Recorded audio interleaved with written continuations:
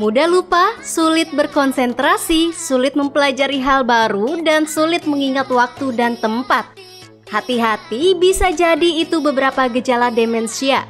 Seperti yang terjadi pada seorang pria berusia 67 tahun yang belum lama ini terlibat kecelakaan karena mengemudikan kendaraannya melawan arah. Pria tersebut diduga mengalami demensia karena kerap kebingungan saat menjawab pertanyaan dari polisi.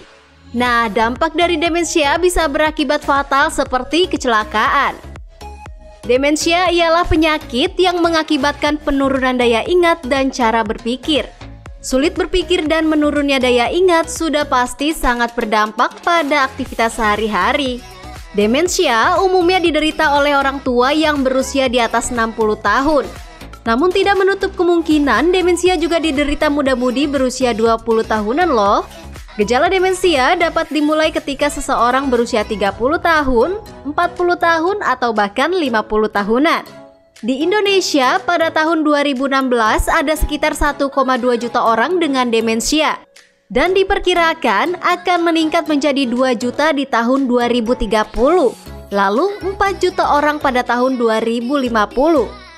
Menurut statistik, setiap 3 detik, 1 orang di dunia mengalami demensia. Jika sudah mengidap demensia, perlu perhatian khusus karena akan berbahaya jika demensia tidak mendapatkan perhatian. Karena banyak aktivitas sehari-hari yang membahayakan, seperti lupa mematikan kompor.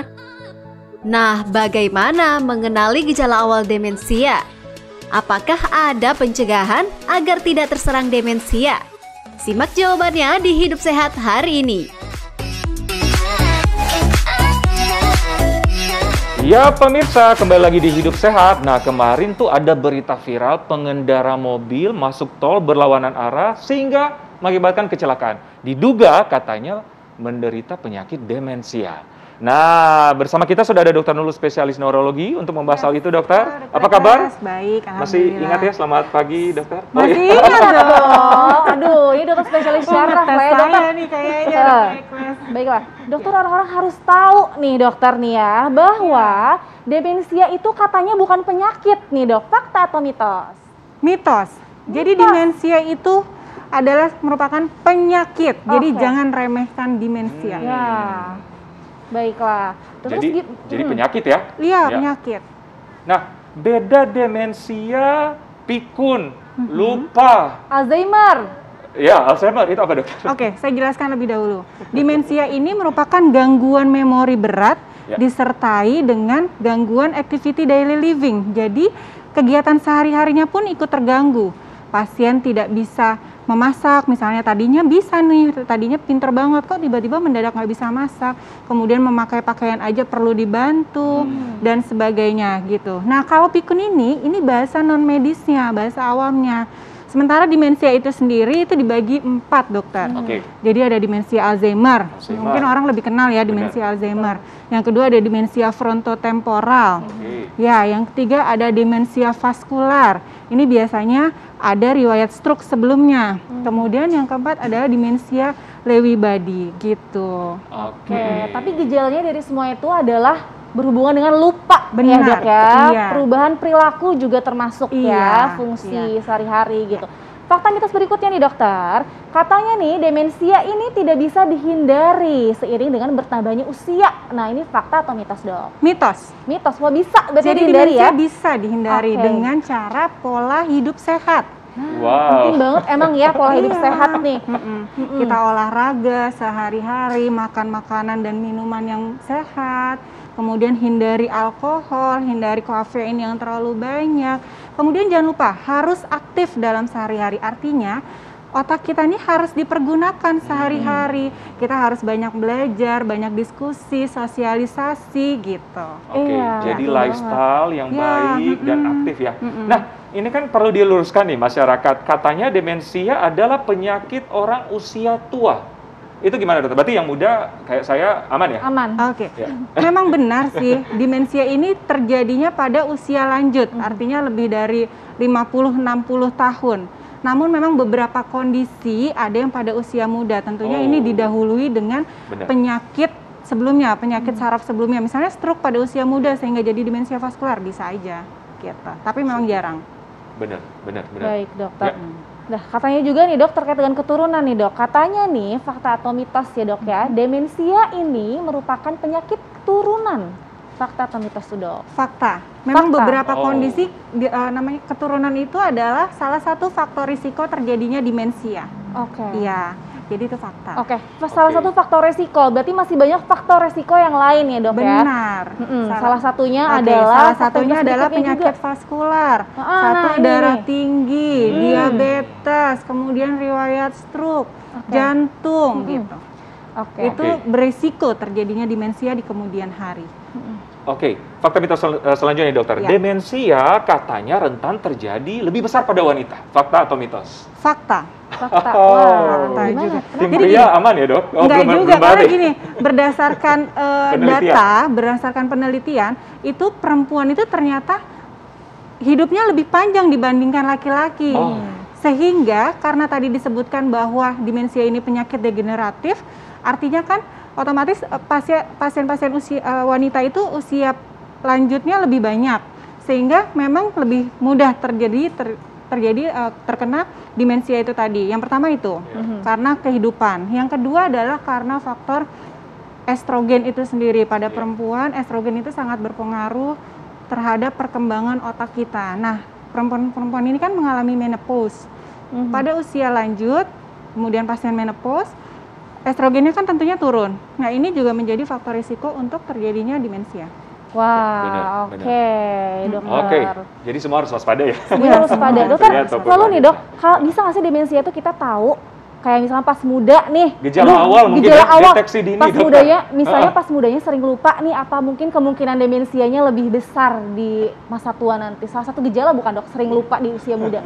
Ya, memang gejalanya adalah satu, sering lupa ya, diawali dengan lupa-lupa ringan nih, lupa naruh barang gitu ya. Kemudian lebih lanjutnya bisa disertai dengan gangguan perilaku. Jadi pasien sering ngomong sendiri, atau misalnya pasien melihat sesuatu yang tidak dilihat orang lain, halusinasi ya. Halusinasi visual maupun auditori gitu. Namun kalau untuk diprediksi dari awal itu tidak bisa. Berdasarkan referensi itu ternyata pemeriksaan ada namanya amyloid beta, protein di dalam otak, itu tidak disarankan untuk ngecek rutin atau ngecek untuk mencegah, itu nggak disarankan. Oke, jadi tetap balik lagi untuk pencegahannya pola hidup sehat Iya, ya dok ya. intinya sih pola hidup sehat. Benar. Oke, ada satu lagi dokter. Demensia akan menyerang otak dan akan semakin buruk dari waktu ke waktu. Fakta atau mitos? Fakta.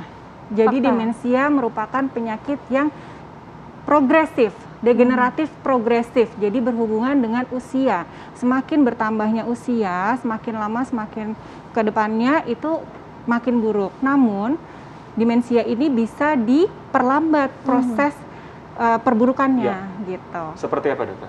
Seperti tadi misalnya kita pola hidup sehat, hidupnya dirubah. Kemudian kita sebagai caregiver atau orang yang mendampingi atau keluarga ini memerlukan pendampingan khusus kan? Iya. Nah itu diperlukan kayak tadi diskusi-diskusi ringan, pasien diingat-ingetin ringan, Bu ini apa gitu misalnya. Latihan juga ya? Iya, otaknya bekerja terus ya. Iya. Dokter nih, fakta mitos selanjutnya yang masyarakat juga pasti penasaran banget nih dok ya. Katanya demensia ini tidak bisa disembuhkan dokter. Tapi dokter jangan dijawab dulu. Pemirsa pasti penasaran, jangan kemana-mana, tetap di Hidup Sehat. Ya pemirsa, itu tadi aktivitas yang tanpa kita sadari dapat menurunkan fungsi otak. Jadi kita olahraga, kita aktif, jangan terlalu lama bermain gawai juga ya dokter Ekles. Istirahat sih. Istirahat juga itu penting tidur banget. Cukup ya. Betul, Bilang ke saya mulai juga sih. bergerak. Iya betul. Oke, dokter dulu tadi ada pertanyaan yang belum terjawab ya, dokter Sasa ya. Ada fakta mitos berikutnya, yaitu katanya demensia tidak bisa disembuhkan. Fakta atau mitos dokter? Fakta. Fakta. Demensia Oke. memang tidak dapat disembuhkan, tapi bisa diperlambat progresivitasnya gitu. Nah, Oke. caranya dok, Caranya gimana? Caranya kembali gimana, Dok? lagi satu, pola hidup sehat tadi. Oke. Ya, Satu. yang pertama olahraga, poco-poco misalnya dong. Balenggang gitu ya? Iya, Balenggang, itu dokter. betul. Nah, terus? Kemudian ya. yang kedua, Selanjutnya. makan makanan yang bergizi, artinya Oke. yang banyak mengandung omega 3, kemudian asam folat dan vitamin B. Ya. Oke. Kemudian yang ketiga, hindari minum minuman seperti alkohol atau merokok itu juga tidak diperbolehkan, ya. Dan yang terakhir adalah sosialisasi tadi terhadap misalnya keluarga atau tetangga itu dibutuhkan interaksi sosial. Interaksi sosial ternyata perlu ya. Sangat perlu. Baik, jadi walaupun bertambahnya usia, kita tetap aktif nih dengan olahraga, interaksi, silaturahmi, makan dijaga ya. Baik, dokter nih terakhir fakta mitos selanjutnya dokter. Vitamin dan suplemen nih dari faktor luar ya dok ya, ini katanya dapat mencegah demensia. Fakta atau mitos dokter? Dalam referensi tidak disebutkan dapat mencegah ya. Yang dapat mencegah yang tadi sebelumnya saya sebutkan. Berarti lifestyle yang lebih penting itu lifestyle. Jawabannya berarti mitos. Mitos ya. Namun untuk pengobatan bisa dianjurkan memang minum atau makan vitamin atau suplemen yang mengandung omega 3, kemudian asetilkolin gitu ya. Kemudian yang ketiganya adalah asam folat dan vitamin B seperti itu. Oke, jadi ya setidaknya ya untuk apa ya kebutuhan nutrisi juga ya. Iya, betul. Oke, dokter terakhir nih tips bagi kita, mengetahui kalau kita sudah mengalami demensia. Itu yang pertama. Kedua, tips bagi keluarga kita mungkin atau orang-orang terdekat yang menjaga rekannya atau orang terdekatnya yang menderita atau mengalami demensia. Ada 2 tips nih dokter. Iya. Yang pertama, kita harus aware apa sih demensia itu ya. Selain pikun atau lupa, kemudian pikun atau lupanya ini berjalannya progresif. Ya, itu hal-hal sederhana aja. Misalnya sama keluarga sendiri kita udah nggak kenal atau orang tua kita sama kita udah nggak kenal. Nah, itu udah harus segera pergi ke dokter deh, gitu ya. Nah, yang penting itu. Yang kedua, tadi apa dok? Cara keluarga merawat. Oke, cara merawat ya. Untuk caregiver dalam merawat itu tentunya caregiver ini atau keluarga ini merupakan hal yang utama dalam mendampingi pasien demensia. Jadi memang diperlukan sekali nih dukungan keluarga, karena dengan dukungan keluarga itu tadi itu bisa mencegah atau menghambat terjadinya progresivitas tadi. Caranya adalah tentunya keluarga yang demensia ini ya harus dijaga dengan sabar. Meskipun misalnya gini, dokter Eklas demensia amit-amit ya. Terus dokter Eklas nanya ini, Bu, tadi saya sudah makan belum? Sudah gitu kan, udah dijawab. Terus pasti tanya lagi 5 menit kemudian. Jadi kesannya kayak menjengkelkan lah ya dok ya. Pasti menjengkelkan, namun memang harus dijawab dengan sabar gitu. Dan memang harus didampingi dok kemana-mana. Kalau aktivitas ringan, bermain games, atau TPS, atau gitu main PS, atau handphone mungkin di game, itu bisa membantu. Kalau handphone tidak disarankan, karena tadi yang disebutkan kan bahwa gawai itu tadi akan menyebabkan kurangnya interaksi sosial. Itu ya. Kalau misalnya main games boleh, misalnya ngisi TTS.